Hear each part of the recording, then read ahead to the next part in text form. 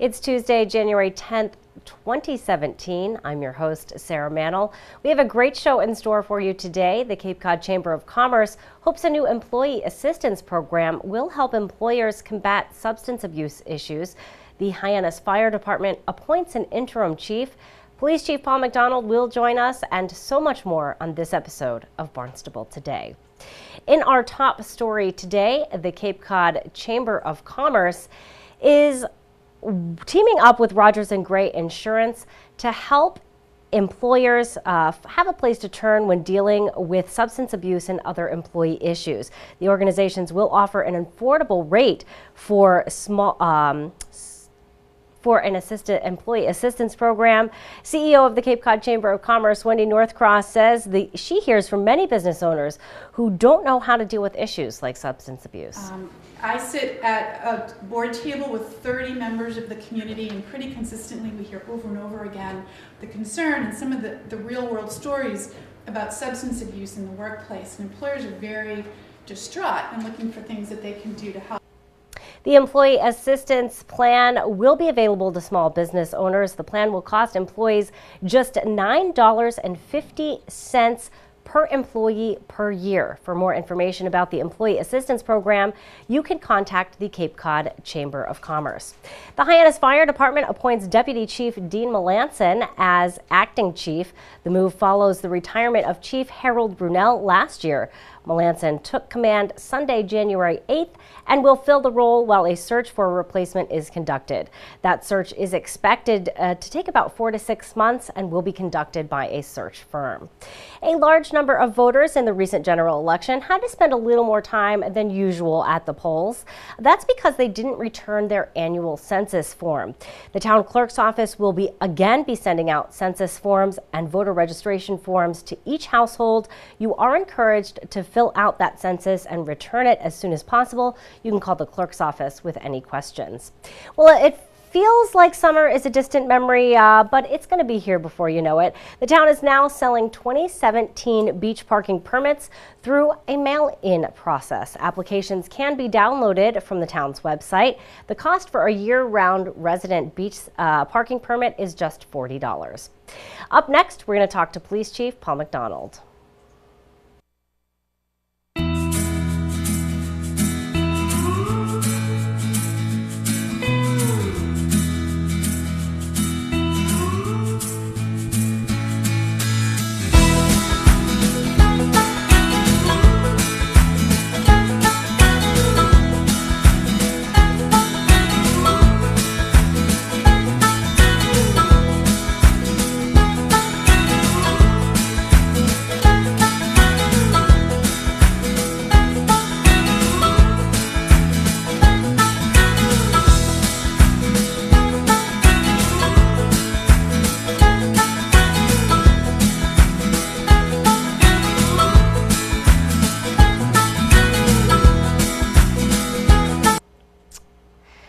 Two arrests made in regards to a methamphetamine charge.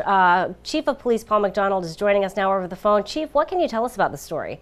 Yesterday morning, about 5:30 in the morning, Barnstable Fire Department responded to the area of 75 Perseverance Way regarding a young female who had suffered some kind of burns to her arm and her face. Upon their arrival, and upon our arrival, the burns appeared a bit suspicious.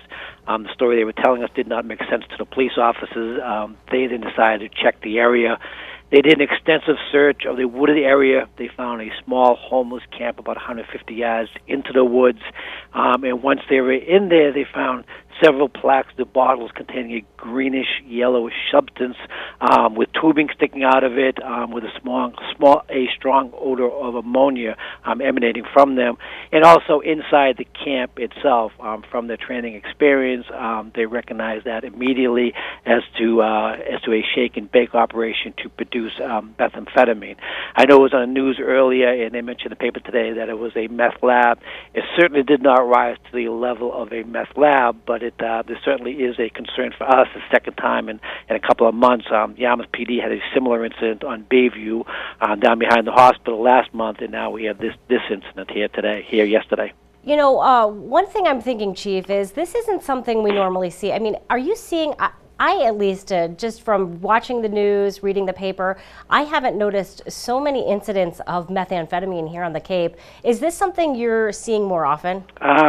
This is the third incident that I can think of in the past 3 years. Methamphetamine is a highly addictive drug that can be synthesized in a small-scale makeshift lab, is what we've seen. This is very common out in the Midwest, out in the West. It's probably the drug of choice out there. But up here in New England, you barely ever see it. About 2 years ago, we had a major investigation along with Falmouth PD, which started on Main Street Hyannis amongst the homeless community, and they discovered they executed a search warrant in East Falmouth, and there was a significant meth lab down there. Then we had the second one in Yarmouth off of Bayview, and this is the third one. So, and the one common denominator in all of these makeshift labs is within the homeless community. It's kind of restricted to the homeless community for whatever reason.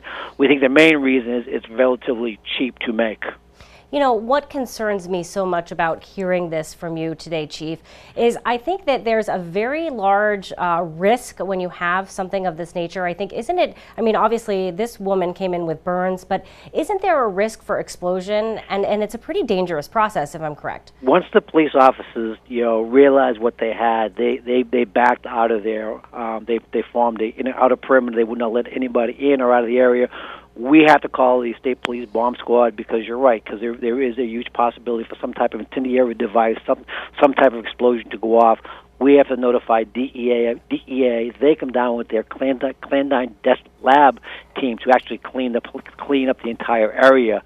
We transported both individuals into the police department. Both of our crews, we had to call a company in last night. They worked on our cruises all night long to decontaminate the cruises and also decontaminate our cell block. Once two individuals were in here, we had to take their clothing and provide them with new clothing, and decontaminate them before we could bring them over to labs, bring them over to court. So yeah, this is a huge problem. If this spreads into this part of the country. What kind of charges will these individuals face? Because this isn't just distributing, right? Is this another charge, sort of above and beyond that? Right. They've been charged with manufacturing of a Controlled B substance, also conspiracy to violate the Controlled Substances Act. So these are major felonies. They face up to 20 years imprisonment. Whether they get that, I don't know, because they have a small quantity. I mean, the way they're making this in the so-called shake and bake operation, you get a couple of these very common ingredients that you can buy anywhere, but with the right mixture, and if you shake it, it crystallizes and forms this crystal meth. And it takes about 2 hours, and the way they were doing it, they could probably produce 2 hours in about 40 minutes' time. But because they had a negative event where they didn't do it right, they had somewhat of a minor explosion within their camp, which caused these two individuals to get burned. But you're right, it is a huge problem. Well, thank you for joining us today, telling us all about this incident and so much more. We really appreciate it, Chief, and look forward to chatting with you again next week. Talk to you then, Sarah. All right, bye-bye. Bye-bye. Our guest today, of course, Chief of Police Paul McDonald. Up next, I got a chance to sit down yesterday and chat with DPW Director Dan Santos about how snowstorm cleanup went over the weekend. Quite a bit of snow fell in Barnstable over the weekend. To talk about snowstorm cleanup, we have with us DPW Director Dan Santos. Dan, a lot of snow fell over the weekend. What were our totals officially? Do you know? Well, Barnstable is so big, it really varies oftentimes in these storms. But basically, we have 13 to 15 inches in Barnstable, which is, that's a good-sized storm. Our average storm, I'd say, over the last 5 years is probably an 8-inch storm. And but after Juneau, we've done a lot of things with our management of the snow and ice program and equipment purchasing and training. So I think we've put ourselves in a much better position to handle even these larger storms. So this storm basically, we had an initial one on Friday, so we got 3 or 4 inches, and then immediately we dealt with that, and then immediately following that, we got this storm, and we came in Saturday morning at 8 a.m. and staged for the storm, and we let everyone go Sunday morning at 10:30. So 26 and a half hours basically of straight work for Department of Public Works, which is about the limit of what we can do. We're really uncomfortable keeping people working longer than that. They just get tired, and when people are tired, you just can't have the level of attention when you're well rested. So it's something we're very aware of. And I'm sure, of course, too, for a public safety standpoint as well. I know if you're out there driving, don't want anyone too tired behind the wheel. Absolutely. But, like you said, it was a pretty big storm, maybe not Juno strength, but like you did mention, you added some equipment. A couple of the snow fighters were actually added after Juno. How are those working out for you? Those are fantastic. We have 4 of them now. We call them snow fighters, but basically what they are Oshkosh plows, which is a very heavy-duty brand of truck that they make out in the Minnesota, and they're made for airports and Canadian tundra and these really heavy snow operations. But we figure, we can buy them for less than we can pay for normal equipment, and then we have a bench of heavy-duty equipment. So when we get heavy accumulations, or it's not just total accumulation. When it snows an inch or 1 to 3 inches per hour, it's really piling up, and nothing stops these trucks. And we're finding that they're not really any bigger than our trucks. They're taller, but they're not wider and longer, so we can maneuver them, and they really give us literally some extra horsepower, particularly when we're trying to make sure we're keeping our main roads open, and especially our roads to the hospital and to the police and fire stations, which are throughout the town of Barnstable. So it's been a good compliment. Something I was thinking about over the weekend as I was enjoying my nice quiet home, I feel bad for everyone out there on the DPW crew working so hard, because I know it must be tough to weather the things that they have to weather. But, really thinking about, is it helpful when a storm falls on a Saturday versus a weekday, because more people are able to stay off the roads for you? It is, and I think this storm had pretty good timing. They're all different, but we were able to, Saturday people realized it's snowing, and most people stayed home or stayed put, and that was great. And we didn't have the amount of traffic on the road that you would during a normal school, no schools, fewer businesses open. And then Saturday night, we were able to work throughout the night, and Sunday morning, people can get up and Barnstable can get back to business. And so timing-wise, I think we were fortunate on this storm. It's the ones that hit midweek, at 10 a.m., 10 p.m. or midnight, when there's a lot of snow in the morning. We have to start talking to the school superintendent and be worried about, the bus is going to be able to make it, and the kids are going to be out trying to get the bus stops. And those are the ones that really cause a little more stress in the, thinking through them. Yes, absolutely. I was also thinking about Juno compared to the about foot or 15 inches that we got over the weekend. Is there anything, I know it's a little bit easier for you guys than maybe a huge storm like Juno, but is there anything you're still learning as you go through each storm, maybe changing in operations? Oh, yes. We learn, it's like, football. Professional football, they review the tapes of every game, and they learn from every game, as we do too. We have a post-op, and we talk about, okay, we made this decision. Should we have made it sooner? Did we need to make it then? Was that the right call? And so it's when you put salt down and how many passes, and so every time we have a storm, we learn from it. We put it in our memory banks and our notes, so that next time it comes up, we'll be better able to manage that decision. So absolutely. Wonderful. Well, thank you so much for going over weekend storm cleanup with us. We really appreciate it, and we're going to cross our fingers and hope that we don't have any more doozies like we did over the weekend. But we're ready. Yeah. Well, thank you, Dan. We really appreciate it. Thank you. All right. Talk to you soon. Yeah, take care. My guest today, DPW Director Dan Santos. So much more to come. Up next, we're going to find out about all the activities that are available at the Barnstable Senior Center. It's a new year, and so many of us have set some New Year's resolutions, many of which involve our health, and there's a great way to stick to some of those resolutions at the Barnstable Senior Center.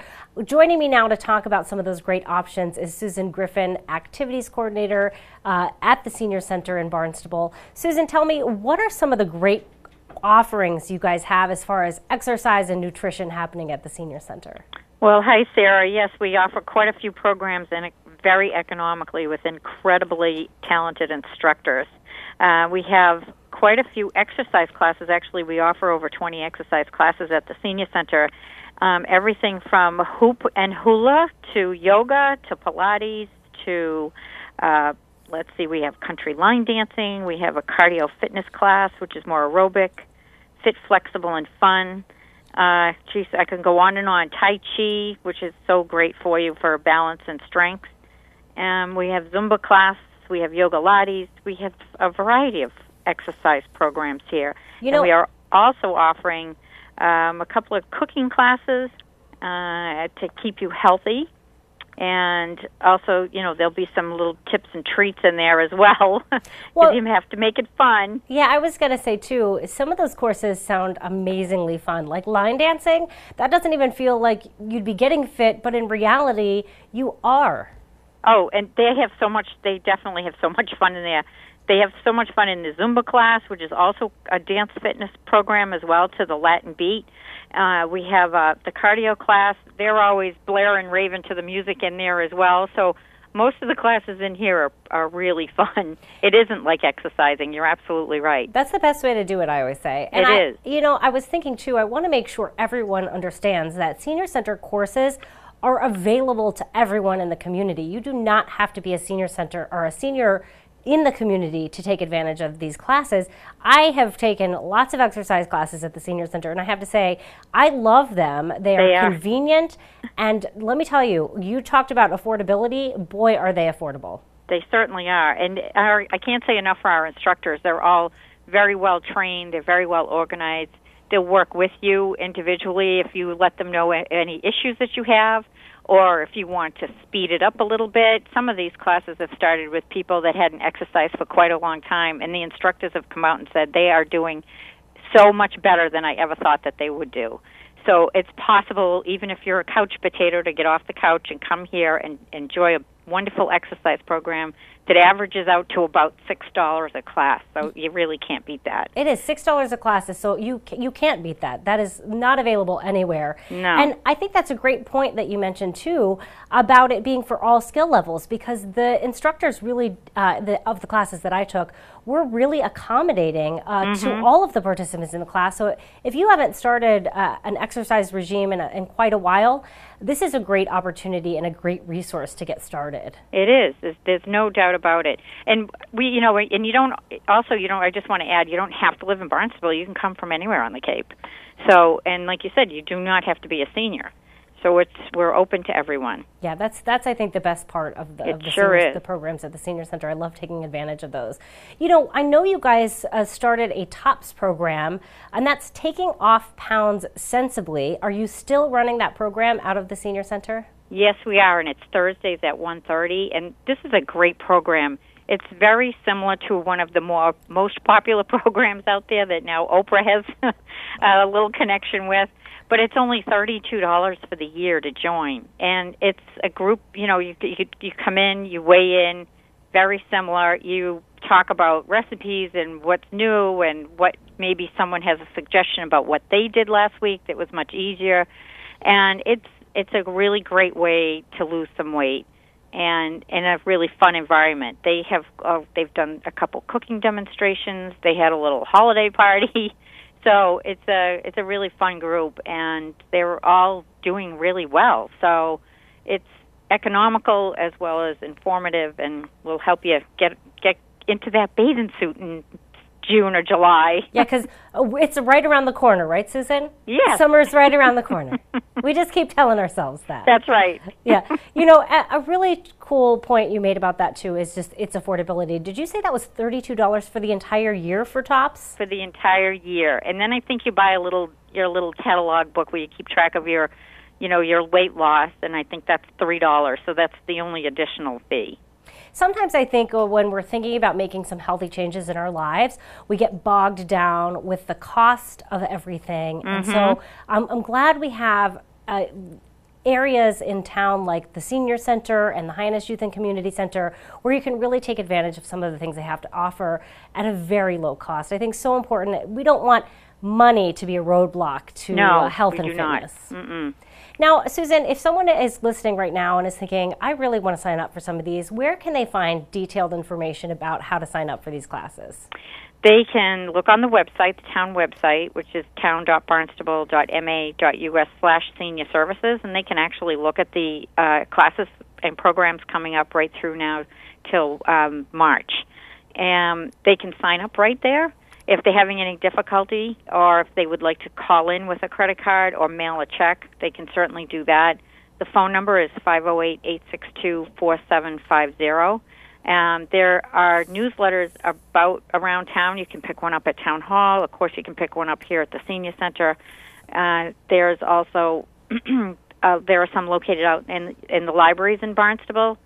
So there are ways to certainly pick up the newsletter and find out about all of the classes and programs that we have here.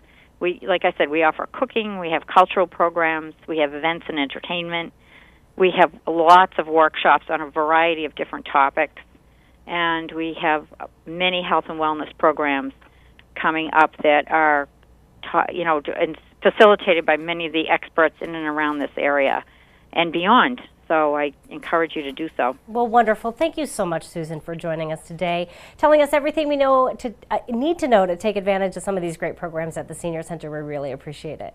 Well, you're welcome, and thanks for having us on. All right. Look forward to chatting with you again in the near future. Take care. Bye-bye. All right, you too. My guest today is Susan Griffin. She's the activities coordinator for the Senior Center in the town of Barnstable. Now let's take a look at what's happening around town in today's community calendar. Don't miss the fantastic book face photo exhibit on display this month at the Sturgis Library. The exhibit was created by Technical Services librarian Magda Brancato. The exhibit features staff members creating book face portraits using book covers. You can play along and try to guess which staff member is which to win a prize. You can hear a reading of the play A Trip to Bountiful by Horton Foote at the Cotuit Center for the Arts.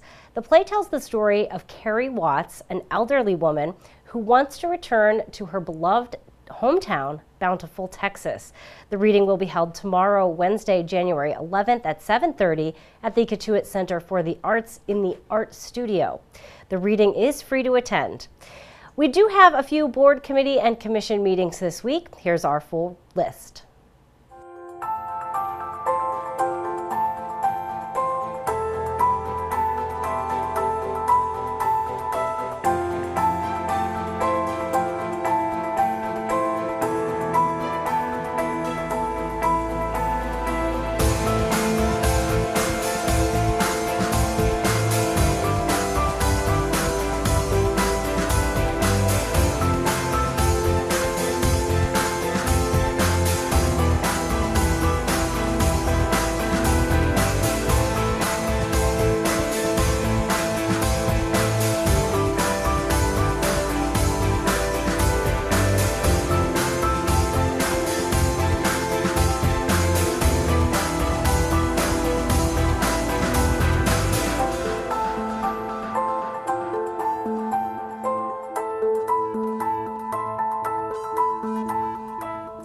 Well, thanks for tuning in. We'll be back tomorrow with another great show for you. Tomorrow we'll learn about a flexible working space at the Cape Cod Chamber of Commerce. We'll chat with Tom Kerr, Cape Cod Regional Transit Administrator, and so much more.